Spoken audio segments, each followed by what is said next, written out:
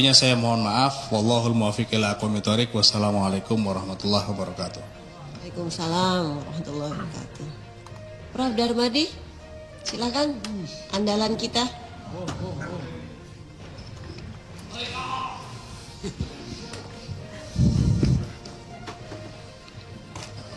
Assalamualaikum warahmatullahi wabarakatuh. Shalom.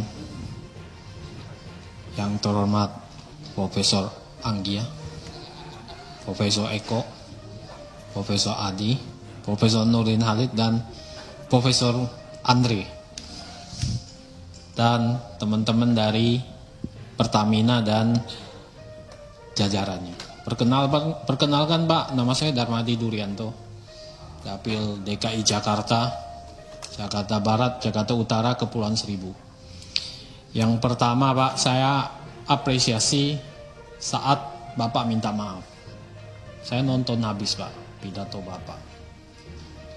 Kemudian Bapak di situ ngomong soal pembenahan.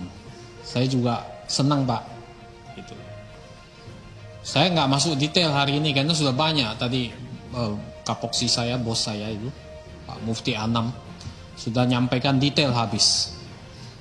Tapi sebetulnya ke depan ini yang saya tunggu-tunggu ini, yang Bapak harus jelaskan, itu pembenahannya seperti apa?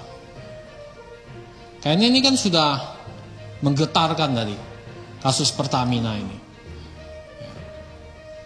menyeret banyak nama, sampai nama saya aja masuk loh Pak, di kotak itu, mencengkram. Pak, 10 tahun di DPR Pak, saya nggak pernah ke kantor Pertamina Pak. Tahu di mana saja lokasinya nggak tahu Pak. Ngajak di luar ketemu aja orang Pertamina nggak pernah Pak. Bisa dicek CCTV. Nggak pernah Pak. Yang saya tahu cuma Tio ini, Pak Tio. Sekper atau apa? Karena Korsek sering di DPR ini ketemu. Jadi tahu-tahu masuk tuh nama Pak.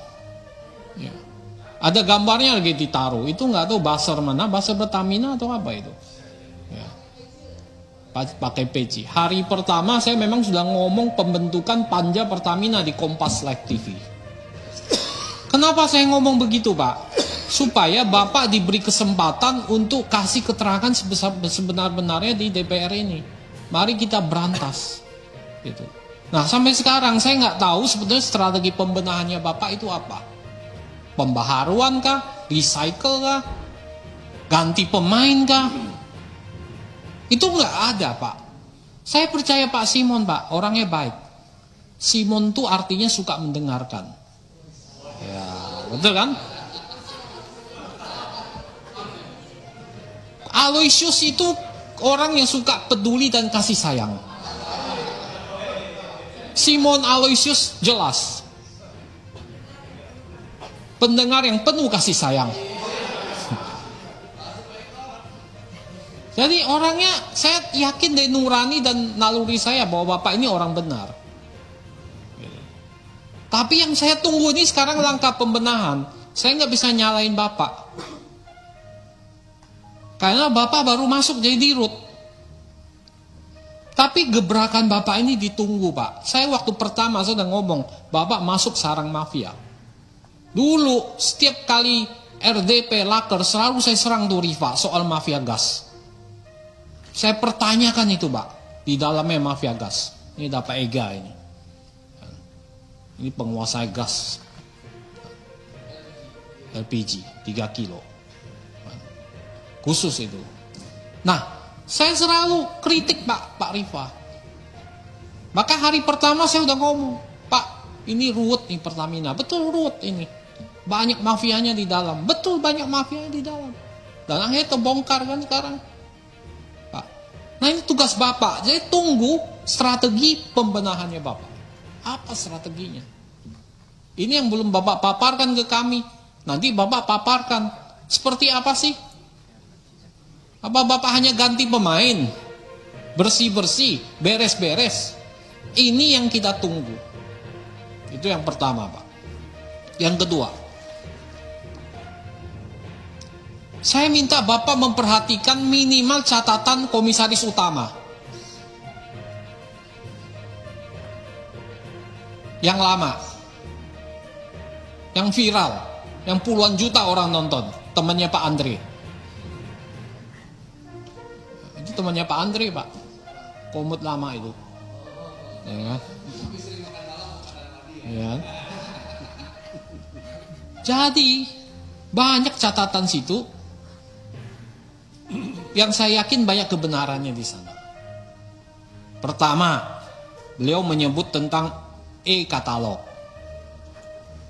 Apakah betul internal direksi Pertamina ini nggak mau menerapkan e-katalog LKPP ini?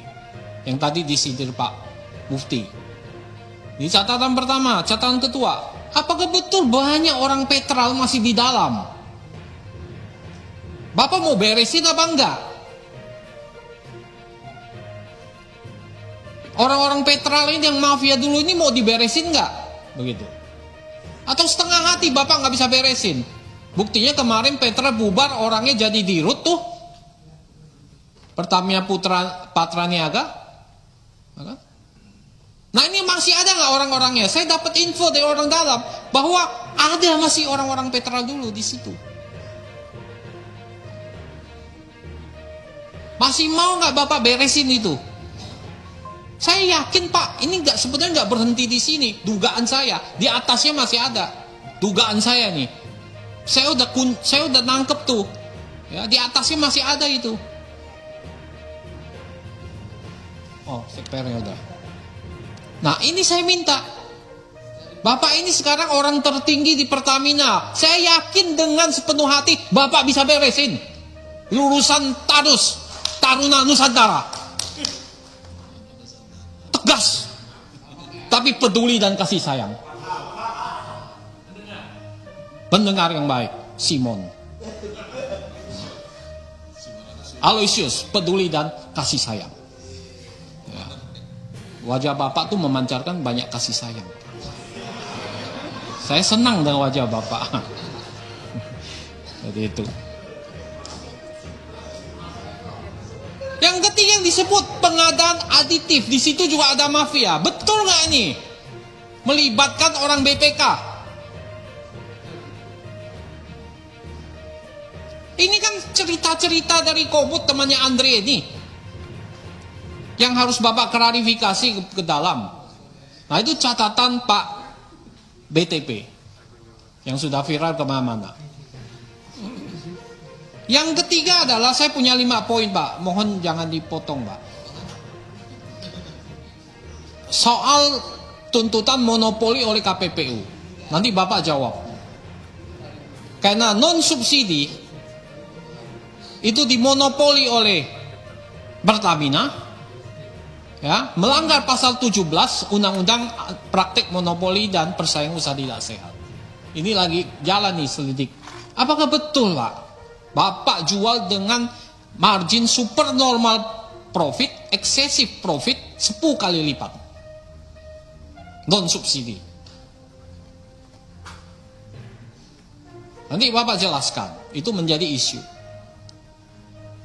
Yang keempat Pak, ada aspirasi dari konstituen yang melakukan pelaku industri, yang merupakan pelaku industri Pak.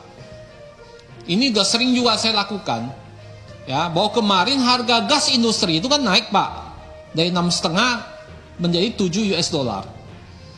Ya.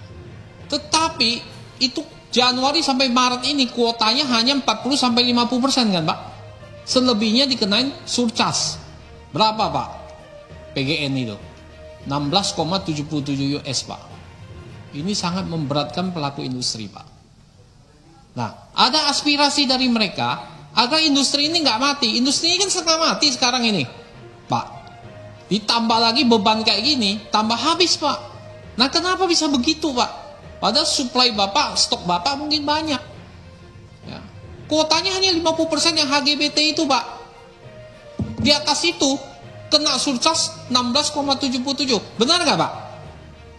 Benar nggak Pak? PGN. Ya nggak apa-apa, saya sampaikan di rootnya. Biar tahu gitu. Saya yakin benar Pak, dari industri Pak yang ngomong ditagih udah 16,77 Pak. Tagihannya ada Pak. Wah ini mau apa ini? Nah ini saya minta dijawab dan investigasi Pak. Ya. Yang kelima, keuangan. Ini pendapatannya memang stagnan Pak, betul ya Pak ya. Tapi bagaimana dengan labanya Pak? Saya lihat, saya hanya dapat data dari media sampai Oktober 2024. Itu labanya 42,35 triliun dari media. Laba 2023 Bapak sekitar 76 triliun. Kelihatan labanya nggak sampai seperti tahun lalu. Nah ini mohon Bapak jelaskan Pak. Ya. Dan saya lihat ada penarikan utang selama 2023 karena saya nggak pegang data 2024. Ya, ada kenaikan sekitar 15 triliun utang jangka pendek. Untuk apa sih Bapak nambah utang jangka pendek? Di satu sisi kas Bapak itu 300 triliun Pak. Kas on hand Bapak 300 triliun. Tapi kenapa ada terjadi lonjakan hutang jangka pendek? Mohon nanti Pak Simon jelaskan. Untuk apa ini? Ya. Nah itu saya pikir yang kelima. Ya. Oh ya cukup. Terima kasih Bu Pimpinan. Sesuai janji, saya suka sekali karena menepati janji. Tunggu tanggal mainnya.